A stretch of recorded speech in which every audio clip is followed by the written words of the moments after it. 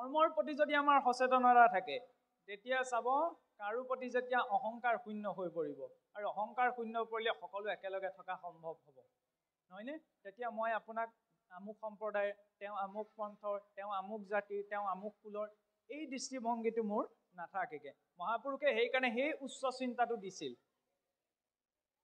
বেদতো সেইবাবে কোনো জাতিক লৈ উদ্ঘোষণা কোনো মন্ত্ৰ নাই বেদত একেবাৰে ঋগ্বেদৰ শেষ মন্ত্ৰটো হৈছে যে সংগ শ্ৰদ্ধম সংগদদ্ধম সংগ মনাংসি জানতাম দেৱা ভাগম যথা পূৰ্বে সংজাননাম উপাসতি যে তোমালোক সংগবদ্ধ হোৱা তোমালোক এখন সমাজলৈ আহা তোমালোকে এক ঈশ্বৰক ভজনা কৰা বেদ বুলি ক'লে আকৌ বহুলোকে আজিকালি কৰ্মকাণ্ডৰ পুথি বুলিহে ভাবে কিন্তু সেইটো নহয় যিজনে কাহিনীও জীৱনত বেদ দেখাই নাই তেওঁ বেদৰ ওপৰত ভাষণ দিয়াটো অনুচিত সেই বেদে আমাক কি শিকাইছে সেই বেদৰ আধাৰতেতো মহাপুৰুষে আমাক এইখিনি দৰ্শন দিলে কাৰণ গাখীৰকণ পাবলৈ আমি গাইজনী জীয়াই ৰাখিব লাগিব গীতা ভাগৱত হৈছে গাখীৰকণ এই গাখীৰকণ ক'ৰ পৰা আহিছে বেদ ৰূপা ধেনুৰ পৰা আৰু সেই বেদে আমাক কি দৰ্শন দিছে সমানিব আকুতিহি সমানাৰ হৃদয়ানিবহ সমানমস্তু ও মনো যথা সুসহাসতি যে তোমালোকৰ হৃদয়বিলাক এক হওক তোমালোকৰ মনবিলাক এক হওক তোমালোকে এক হৈ বাস কৰা আৰু তাৰ আটাইতকৈ উদাহৰণ ভগৱান বিষ্ণুৰ যদি আমি চাওঁ বৈষ্ণৱ মাৰ্গৰ দৃষ্টিৰে প্ৰথমজন শ্ৰেষ্ঠ বৈষ্ণৱ মহাদেৱৰ পৰিয়ালটোলে যদি চাওকচোন ডিঙিত আছে সৰ্প নহয়নে পুতেকৰ বাহন কি সহজ অৰ্থত যদি কওঁ নিগনি গণেশৰ বাহন নিগনি নহয় জানো সাপ আৰু নিগনি কাহিনী বা মিল দেখিছে জানো নাই দেখা তেওঁ নিজৰ বাহন কি আমি কওঁ নন্দী সহজ অৰ্থত যদি কওঁ আমি গৰু বুলি ক'ব পাৰোঁ গৰু আৰু তেওঁ পত্নীৰ বাহন কি পাৰ্বতীৰ বাহন সিংহ নহয়নে সিংহ আৰু গৰু সাপ আৰু নিগনি তেওঁ কণ্ঠত আছে বিষ জটাত আছে চন্দ্ৰক অমৃতৰ লগত তুলনা কৰা হয় এইকেইটা বস্তুৰ কিবা মিল আছে জানো শাস্ত্ৰত যেতিয়া কিন্তু আমি বৰ্ণনা পাওঁ একেটা পৰিয়ালতে পাওঁ কিয় সেইটো হৈছে এজন ভক্তৰ পৰিয়ালৰ শক্তি বিপৰীত গুণযুক্ত জীৱও তাত একেলগে থাকিব পাৰিব যদিহে তাত ভক্তি আছে কিন্তু যদি ভক্তি নাই তেতিয়াহ'লে একে গুণযুক্ত জীৱও তাত একেলগে থাকিব নোৱাৰে সীমাৰ খালটোক লৈ সোণৰ টুকুৰা এটাক লৈ মাটি বাৰীক লৈ ভাগ হৈ যাবই মোৰ লগত আপোনাৰ কথা নিমিলে বুলি মোৰ লগত যিকেইটাৰ কথা মিলিব তেওঁলোকে জন্মাষ্টমী পাতিব আগবেলা মোৰ লগত যিকেইজনৰ কথা নিমিলে তেওঁলোকে জন্মাষ্টমী পাতিব পাছবেলা আমি মানুহকে এক ৰূপত চিনিব যদি নোৱাৰোঁ তেতিয়া ঈশ্বৰক কেনেকৈ চিনি পাম সেইবাবে ভাগৱত ধৰ্ম বুলি ক'লে মাত্ৰ তিনিটা বিষয়ৰ কথা মহাপুৰুষে স্পষ্ট ৰূপত লিখিছে যে কি পৰৰ ধৰ্ম ক নিহিংসিবা কদা চিত শুইবা শান্ত চিত্ত সৰ্ব ধৰ্মত বৎসল কৰিবা ভূতক দয়া সকৰুণ চিত্ত এহি ভাগৱত ধৰ্ম জানা মহাবল যে মহাপুৰুষীয়া বা মহাপুৰুষৰ অনুগামীজনৰ প্ৰথম লক্ষণ কি পৰৰ ধৰ্মক নিহিংসিবা কদাচিত কেতিয়াও পৰধৰ্ম বুলি কাকো নিন্দা কৰিব নালাগে কোনোবাই খ্ৰীষ্টান কোনোবা মুছলমান ইত্যাদি ইত্যাদি ভক্তজনৰ মূল লক্ষ্য কি তেওঁলোকৰ পৰা আমাৰ কি শিকিব লগা আছে এইটো হৈছে বৈষ্ণৱজনৰ প্ৰধান আচৰণীয় লক্ষণ য'ত নিন্দা আছে তাত ধৰ্ম থকা সম্ভৱ নহয় আৰু য'ত ধৰ্ম নাই তাত সমাজ এক হোৱা সম্ভৱ নহয় আৰু য'ত সমাজ এক নহয় তাত কোনো ধৰণৰ উপাসনা কোনো ধৰণৰ সংস্কৃতিৰ চৰ্চাই সফলতা লাভ কৰিব নোৱাৰে এনেই আমি ঢেৰ পুথিগত অৰ্হতা অৰ্জন কৰিব পাৰোঁ কিন্তু সেই পুথিগত শিক্ষাখিনিৰ মূল্য তেতিয়া থাকিব যেতিয়া সকলোৰে ইজনৰ সিজনৰ প্ৰতি সন্মানৰ ভাৱ থাকিব পৰধৰ্মক পৰা আমাৰ শুইবা শান্ত চিত্ত সৰ্বধৰ্মত বৎসল সকলো ধৰ্মৰ প্ৰতি বৎসলতাৰ ভাৱ এতিয়া চাওকচোন আমি কেতিয়াবা আনৰ ধৰ্মক নিন্দা কৰোঁ কিন্তু আটাইতকৈ চিন্তাৰ বিষয় হৈছে কি 10 জনৰ আগত বেয়া মাত মাতিবলৈ কোনেও লাজ নকৰে ৰাম বা কৃষ্ণ বুলি ক'বলৈ আকৌ লাজ কৰে নহয় তেতিয়াহ'লে ধৰ্মৰ প্ৰতিবন্ধক ৰূপত কোন আছে বেয়া মাতটো মাতিবলৈ কাকো শিকাব নালাগে ৰাম কৃষ্ণ বুলিবলৈতো শিকাব লাগে হয়নে নহয় বাৰু আহেগল নহয়নে মাত নুফুটা সন্তানেদি কোনোবাই পাৰিলে বেয়া মাত এটাহে শিকোৱা দেখা যায় ৰাম বা কৃষ্ণ বুলি ক'বলৈ কিন্তু নিশিকাইগে নহয়নে দুখ পালো বুলি মুখৰ পৰা কি ওলায়, ভক্তি আছে নে নাই সেইখিনিতে আমি নিজক পৰীক্ষা কৰি চাব পাৰোঁ। উজুতিটো খাওঁতে খুন্দাটো খাওঁতে মুখৰ পৰা কি ওলাইছে? মই ঢেৰ শাস্ত্ৰৰ কথা কৈছোঁ, ঈশ্বৰৰ প্ৰতি সঁচা ভক্তি আছে নে নাই সেই উজুতিটো খাওঁতে খুন্দাটো খাওঁতে ওলায়। মই ইয়াত ঢেৰ ভাষণ দি আছোঁ, মই নিজৰ ব্যক্তিগত, মই আপোনাক ঠগিব পাৰিম, আপুনি মোক ঠগিব পাৰিব, কিন্তু ঈশ্বৰক ঠগাটো সম্ভৱ নহয়। কাৰণ 14জন সাক্ষী নিজৰ শৰীৰতেই আছে, সকলোৰে সময়ত সাক্ষী প্ৰদান কৰিবই। সেই চিন্তাটো লৈ যদি আগবাঢ়োঁ তেতিয়া কোনো প্ৰকাৰৰ বেলেগ চিন্তা মনলৈ অহা সম্ভৱেই নহয়। সকলো ধৰ্মৰ প্ৰতি বৎসলতাৰ ভাৱ ৰখাটো হৈছে বৈষ্ণৱজনৰ ভক্তজনৰ লক্ষণ।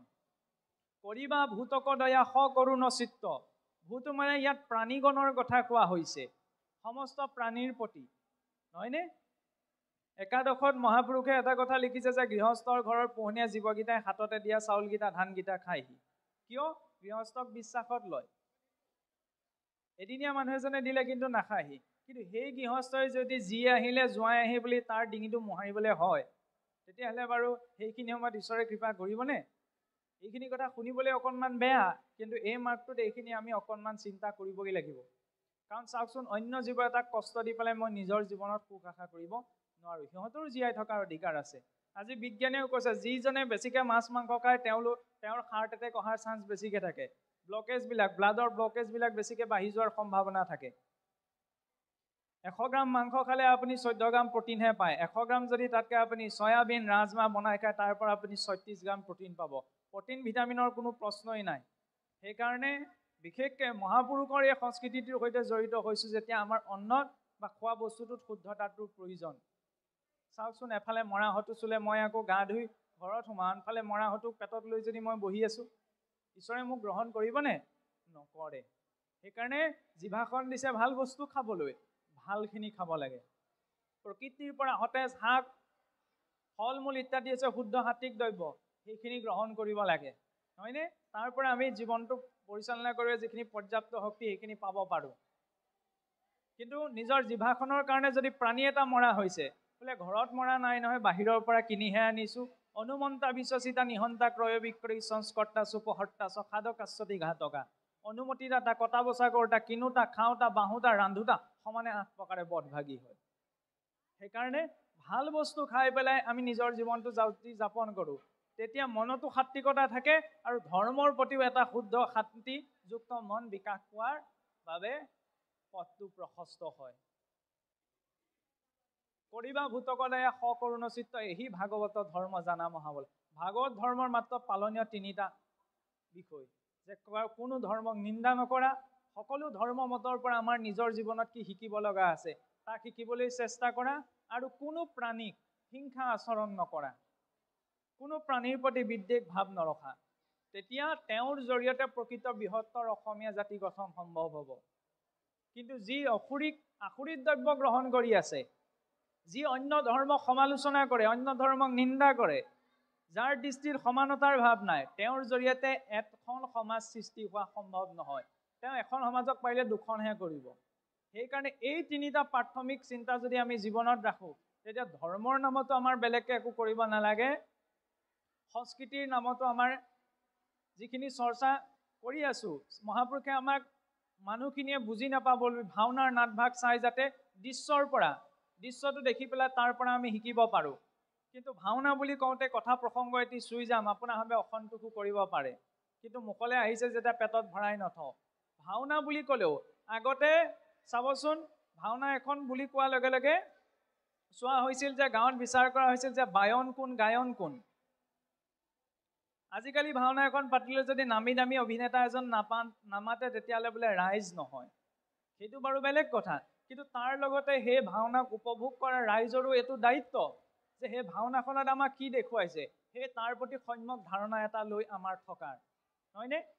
আন উদাহৰণ নিদিওঁ, নৃসিংহ মুৰাৰী ভাওনাখন, নহয়নে? নৃসিংহ যাত্ৰা বুলি কওঁ, প্ৰহ্লাদ চৰিত বুলি কওঁ, যিয়েই নকওঁ, সকলোৱে আমি জীৱনত 2-3 বাৰ চাইছোঁ।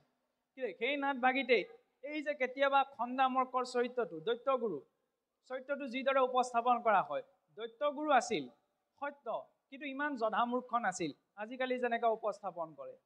আমি নিজৰ সমাজ সংস্কৃতিৰ অৱক্ষয় সেইখিনিতে তাত মাতি আনিছোঁ। কাৰণ আমি শ্ৰোতাসকলেও শ্ৰৱণ কৰাসকলেও দেখাসকলেও এইটো কথা নাজানো যে তেওঁলোকক কেনেকৈ উপস্থাপন কৰিব লাগে নহয়নে প্ৰহ্লাদ আৰু নৃসিংহৰ মাজৰ যিখিনি কথোপকথন সেইখিনি শূন্য কৰি পেলালে সেইখন মাত্ৰ এটা কথাৰে সামৰণি পৰি যায় যে ভৱিষ্যতে তোমাৰ মোৰ কথা যিজনে সুধিব তেওঁ তৰি যাব পাৰিব কিন্তু তেওঁলোকৰ মাজৰ যিখিনি ভক্তিপৰক কথোপকথন ভক্ত প্ৰহ্লাদ আৰু দৈত্য শিশুসকলৰ মাজৰ যিখিনি আধ্যাত্মিক কথোপকথন তাৰ এটা সংলাপো আমি দেখিবলৈ নাপাওঁ আমাৰ অজ্ঞাতে এইখিনি ছুটি কৰিবলৈ কৈ বাদ দি থকা হ'ল কিন্তু তাত আছিল আমাৰ প্ৰকৃত শিক্ষণীয় শিক্ষাখিনি আমুকে কৃষ্ণ লৈছে ভাল লাগিছে আমুকে দৈত্য লৈছিল ভাল লাগিল এইখিনিও আমাক লাগিব যাতে সেই অভিনেতাজন সেই দিশত আগবাঢ়ি যাবলৈ প্ৰেৰণা পায় কিন্তু তাৰ লগতে সেই নাট ভাগিয়ে আমাক কি বুজাইছে কি উপস্থাপন কৰিব বিচাৰে ইয়াকো আমি আলোচনা কৰিব লাগিব ইয়াক আমি মঠিব লাগিব ভগৱান কৃষ্ণৰ জন্ম ক'ত হৈছিল মথুৰাত হৃদয়খন হৈছে মথুৰা এই হৃদয়ৰূপী মথুৰাত যেতিয়ালৈকে কৃষ্ণ কথা মথন নহয় তেতিয়ালৈকে কৃষ্ণ সূৰ্য উদিত নহয় আৰু নাম ধৰ্ম তেতিয়ালৈকে বিদিত নহয় এতিয়া আৰু বৰ বেছি দীঘলীয়া নকৰোঁ দীঘলীয়া হ'লেগৈ কাৰণ সকলোৰে শৰীৰেও অকণমান ছিগনেল এটা দিছে শেষত সৰু কাহিনী এটা কওঁ আমাৰ ভকতীয়া সমাজত প্ৰচলিত সেই কাহিনীটো কৈ আমি আমাৰ বক্তব্য ৰাখিব বিচাৰিছোঁ এবাৰ নাৰদদেৱ বৈকুণ্ঠৰ পৰা নামি আহিছিল পৃথিৱীত থকা ঋষিমুনিসকলক লগ পাবলৈ কিন্তু বৈকুণ্ঠৰ পৰা নামি আহিয়ে তেওঁ ঋষিমুনিসকলক লগ নাপালেহি ঘপককৈ নামি আহিয়ে লগ পালেহি আপোনাৰ গাঁতত পৰি থকা গাহৰি এটাক গাহৰিটোক লগ পাই নাৰদদেৱে ভাবিলে যে মই ভাবি আহিছিলোঁ ইয়াত ঋষিমুনি তপস্বীসকলক লগ পাম বুলি কিন্তু পালোহিচোন এই জীৱ এটাকহে তেতিয়া সেই গাহৰিটোক নাৰদদেৱে মাত লগালে সুধিলে যে হেৰা তুমি কি কৰিছা তেতিয়া গাহৰিটোৱে ক'লে বোলে মই খাই আছোঁ ভোজন কৰি আছোঁ নাৰদদেৱে সুধিলে যে তুমি কি খাইছা তেতিয়া গাহৰিটোৱে ক'লে বোলে মই বিষ্ঠা ভোজন কৰিছোঁ বিষ্ঠা মানে মল তেতিয়া নাৰদদেৱে ক'লে বোলে চি বোলে সংসাৰখনত খাবলৈ ইমান ভাল বস্তু আছে তুমি বাৰু আনৰ বৰ্জনীয় দ্ৰব্য বিষ্ঠাহে খাব লাগেনে গাহৰিটো অকণমান খং উঠিলত তেতিয়া নাৰদদেৱক ওলোটাই ধৰিছে না এই আপুনি কি কথা ক'বলৈ আহিছে মোৰ শৰীৰটোৰ বাবে ভোজন এই বিষ্ঠাই গতিকে মই বিষ্ঠাকে খাম সেই বুলি কৈ ওপৰলৈ মূৰটো দাঙি দেখিলে যে আকাশত একদম এজন দিব্য প্ৰভাযুক্ত ব্যক্তি ৰৈ আছে তেতিয়া নাৰদদেৱক সুধিলে যে আপুনি ক'ৰ পৰা আহিছে কি কথা কওকচোন তেতিয়া নাৰদদেৱে ক'লে বোলে মই বৈকুণ্ঠৰ পৰা আহিছোঁ এই ঋষিমুনি ভক্তসকলক লগ পাবলৈ আহিছিলোঁ কিন্তু কি ঈশ্বৰৰ ইচ্ছা মইচোন আহি তোমাকহে লগ পালোহি ঈশ্বৰে চাগে তাকে তোমাক উদ্ধাৰ কৰিবলৈকে মোক পঠাইছে নি সেইকাৰণে বৈকুণ্ঠৰ পৰা আহিয়ে মই তোমাকেই লগ পালোহি আৰু তোমাৰ এই দয়নীয় অৱস্থাটো দেখি মোৰ তোমাৰ ওপৰত দয়া উপজিছে ব'লা তুমি ইয়াত থাকিব লাগে বৈকুণ্ঠলৈ গুচি যাওঁ গাহৰিটোৱে যেতিয়া নাৰদদেৱৰ মুখত এই বৈকুণ্ঠলৈ যাবলৈ পোৱাৰ কথা শুনিলে তেতিয়া গাহৰি একদম আচৰিত হৈ পৰিল কি কথা বৈকুণ্ঠলৈ যাবলৈ মই সুযোগ পাম বোলে প্ৰভু আপুনি সঁচাকৈ কৈছেনে অঁ বোলে মই সঁচাকৈ কৈছোঁ তেতিয়াহ'লে বোলে আপুনি খন্তেক ৰ'বনে বোলে মই ৰ'ম বাৰু কিয় ৰ'ব লাগে নহয় মই বোলে খবৰটো ঘৰতো দি থৈ আহোঁ তেতিয়া ঘৰৰ মানুহখিনিও গম পায় গাহৰি লাহেকৈ ঘৰলৈ গৈ ঘৰৰ সদস্যসকলক ক'লেগৈ এনেকৈ বোলে বৈকুণ্ঠৰ পৰা নাৰদদেৱ আহিছে তেওঁ মোক সশৰীৰে বৈকুণ্ঠলৈ লৈ যাব বিচাৰিছে তেতিয়া বাকীসকল লোকেও ভাবিলে কি যি স্থানৰ কথা আমাৰ বংশৰ কোনো এজনে সপোনতো ভাবিব নোৱাৰে তালৈ যাবলৈ আমাৰ বংশৰ এজনে সুযোগ পাইছে সোনকালে বিদায় দি পঠাই দিলে গাহৰি আহি উপস্থিত হ'লি উপস্থিত হোৱাৰ পাছত নাৰদদেৱে কৈছে বোলে তেতিয়াহ'লে আমি যাব পাৰোঁনে অঁ বোলে প্ৰভু যাব পাৰোঁ লাহেকৈ নাৰদদেৱ ইফালে মূৰ কৰি যাত্ৰা আৰম্ভ কৰিবলৈ লৈছে আৰু আকাশ মাৰ্গেৰে তেনেকুৱাতে গাহৰিটোৱে ক'লে বোলে প্ৰভু ৰ'বচোন ৰ'ব যে কি হ'ল বোলে নহয় প্ৰভু মই আপোনাক যোৱাৰ আগত বোলে কথা এটা সুধিব লাগিব বোলে কি কথা সোধাচোন তেতিয়া গাহৰিটোৱে সুধিছে যে প্ৰভু মই আপোনাৰ লগত এতিয়া বৈকুণ্ঠলৈ যাম সঁচা কিন্তু বৈকুণ্ঠত এনেকুৱা গাঁত আছেনে বোলে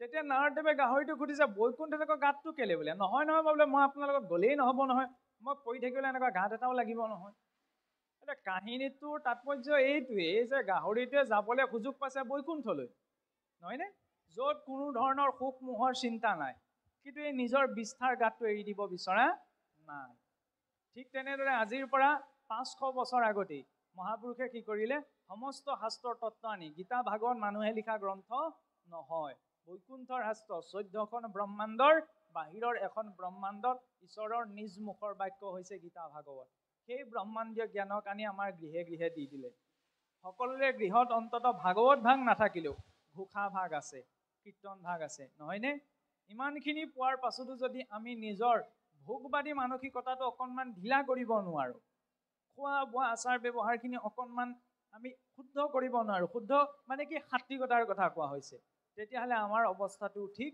সেই গাহৰিটোৰ নিচিনাই হ'ব। আমি সুযোগ পাইছোঁ ঈশ্বৰৰ ওচৰলৈ যাবলৈ, নিজৰ জীৱনটো যাপন কৰি, নহয়নে? ভক্তি কৰিবলৈ কাকোতো দায়িত্ব ত্যাগ কৰিবলৈ কোৱা নাই। যিজন ব্যক্তি যি দায়িত্বত আছে, নিজৰ কৰ্ম যদি শুদ্ধতাৰে তেওঁ আচৰণ কৰি যায়, সেয়াই ভাগৱত ভক্তি। মাত্ৰ সিমানকণ কৰাৰ প্ৰয়োজন, তাত শুদ্ধ আৰু সাত্বিকতাৰ প্ৰয়োজন। গতিকে আমিতো তেনেকুৱা এটা জীৱন বিচৰা নাই। আজি চাওকচোন, আপোনাৰ হবে বা আপোনাৰ হবৰ এই স্থানৰে বহ্নিমাত সাংস্কৃতিক গোষ্ঠীৰ জৰিয়তে যি এইকণ চৰ্চা এই অনুষ্ঠানটোত প্ৰকাশ পাইছে, ইয়াৰ প্ৰথম বিকাশ হৈছেহে। এই অনুষ্ঠানটিৰ জৰিয়তে যিপাহ ফুল বিকাশ পাইছে, এই ফুলপাহক যদি সকলোৱে সাৰ পানী দি, সকলোৱে সাৰ পানী কেনেদৰে দিব? সহযোগিতাৰ জৰিয়তে। সদায় আমি অনুষ্ঠান এটা পতা সম্ভৱ নহয়। নিজৰ ঘৰখনত অকণমান ঈশ্বৰ চৰ্চাৰ জৰিয়তে এই অনুষ্ঠানটিয়ে প্ৰকৃত সাৰ পানী পাব। তেতিয়া সকলোৰে মানসিক চিন্তাধাৰা ঈশ্বৰ ভক্তিৰ ক্ষেত্ৰত আৰু আগবাঢ়ি যাব। যদি এইখন সাৰ পানী আমি সদায় দি থাকোঁ, তেতিয়াহ'লে অনাগত সময়ত নিশ্চয়কৈ কলিযুগত থাকিও আমি সত্য যুগৰ বাসিন্দা হৈ জীয়াই থাকিব পাৰিম। কলিযুগ কেইটামান স্থানতহে আছে: জোৱা পাখা, মদ্যপান, পৰস্তি, প্ৰাণী হিংসা, ঈশ্বৰৰ প্ৰতি প্ৰদান নকৰা সুবৰ্ণ অৰ্থাৎ সোণত আৰু সীমাৰ খালত। এইখিনি স্থান যদি পৰিত্যাগ কৰি আমি জীৱনত চলোঁ, তেতিয়া কলিয়ে আমাক প্ৰভাৱ পেলাব নোৱাৰে। আৰু এইখিনিৰ পৰা আঁতৰি থাকিবলৈ একমাত্ৰ সাধন হৈছে মহাপুৰুষৰ এই ভক্তিৰ ধাৰা। এই ভক্তিৰ ধাৰা যদি আমি গ্ৰহণ কৰোঁ, চাওকচোন, আমি ইয়াত সাহিত্য পাওঁ। কীৰ্তন দশম ঘোষা ৰত্নাৱলীত ইমান সুন্দৰ ছন্দত গীতিকাৰ এজনে তাত গীত বিচাৰি পায়, সাহিত্যিক এজনে তাত সাহিত্য বিচাৰি পায়, ধাৰ্মিক এজনে তাত তত্ত্ব কথা বিচাৰি চায়, নহয়নে? সুকুমাৰ কলাবিদজনে ইয়াত কলা বিচাৰি যায়, মুখা শিল্প, ফুল, তাল ইত্যাদি বিদ্যাৰ জৰিয়তে ইয়াত পৰিবেশ্য কলা বিচাৰি পায়। ভক্ত এজনে ঈশ্বৰৰ ভক্তি বিচাৰি পায়। মহাপুৰুষে সকলো আমাক দি থৈ গ'ল। প্ৰয়োজন মাত্ৰ এই তিনিটা কথা আমি সাৰোগত কৰি থকাৰ, যে কোনো ধৰ্মৰ প্ৰতি নিন্দা নকৰা, সকলো ধৰ্মৰ প্ৰতি সন্মানৰ ভাৱ ৰখা, আৰু কোনো জীৱক হিংসা আচৰণ নকৰা। এই তিনিটা কথা যদি আমাৰ জীৱনত থাকে, তেতিয়া বেলেগকৈ ধৰ্মৰ নামত আমাৰ আচৰণ কৰিবলৈ একো নাথাকে। এতিয়া সম্প্ৰতি আমি ইমানতে আমাৰ বক্তব্য ৰাখিব বিচাৰিছোঁ। এনেদৰে এই অনুষ্ঠানটি আগবাঢ়ি যাওক। যিদৰে জুইকুৰা যেতিয়া প্ৰথমতে জ্বলে, চাবচোন, কেতিয়াবা সেমেকা বতৰ হ'লে উমি জ্বলি থকা অকণমান জুইকুৰাৰ পৰিমাণটো কমি যোৱা দেখা যায়। কিন্তু তাত যদি ঘিউ ঢালি দিয়া যায়, তেতিয়া দপদপকৈ জ্বলি উঠে। এতিয়া আপোনালোকৰ ইয়াৰ সাংস্কৃতিক অনুষ্ঠানটোৰ নাম হৈছে বহ্নিমান। বহ্নি শব্দে অগ্নিক বুজায়। এই সমাজ সংস্কৃতিৰ যিকুৰা অগ্নি ইয়াত প্ৰজ্বলিত হৈছে, এই অগ্নিকুৰা সদায় জ্বলি থাকিবলৈ হ'লে ইয়াত সদায় সেই ঘিউ ঢালি থকাৰ প্ৰয়োজনীয়তা আছে। সেই ঘিউ কোনে ঢালি দিব লাগিব? সমাজৰ প্ৰতিজন ব্যক্তিয়ে। সেই ঘিউ কি ৰূপত দিব লাগিব? সময়, সহযোগিতা আৰু চৰ্চাৰ ৰূপত। এই তিনি প্ৰকাৰৰ ঘিউ যদি ইয়াত ঢালি থকা হয়, নিশ্চয়কৈ অনাগত সময়ত এটা সুদূৰ প্ৰসাৰী প্ৰভাৱ এই গোটেই অঞ্চলটোত পৰিব। গতিকে সৰ্বশেষত আপোনাসৱে ইমানখিনি সময় যাতে ধৈৰ্য সহকাৰে বহি আমাক সহযোগিতা আগবঢ়ালে, তাৰ বাবে আমি ধন্যবাদ অৰ্পণ কৰি, আৰু আমাৰো কোৱাত যদি কিবা খুটি নাটি ৰৈছে, তাৰ বাবে আমি আমাৰ নিজৰ কৃত্য অপৰাধৰ বাবে ক্ষমা বিচাৰি ইমানতে আমাৰ বক্তব্য সামৰণি মৰা হৈছে। কৃষ্ণ।